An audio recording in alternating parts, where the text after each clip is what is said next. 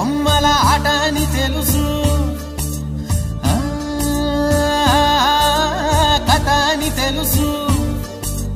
కథ అని తెలుసు, కథలన్నీ కంచికే చేరునని తెలుసు, తెలుసు తెర తొలుగుతుందని, తెలుసు తెల్లారుతుందని, తెలుసు ఈ కట్టె పుట్టుకుమంటదని, తెలుసు ఈ మట్టి మట్టిలో కలిసిపోతదని, ఇన్ని తెలిసి ఇరకాటంలో పడిపోతావు ఎందుకని? మాయ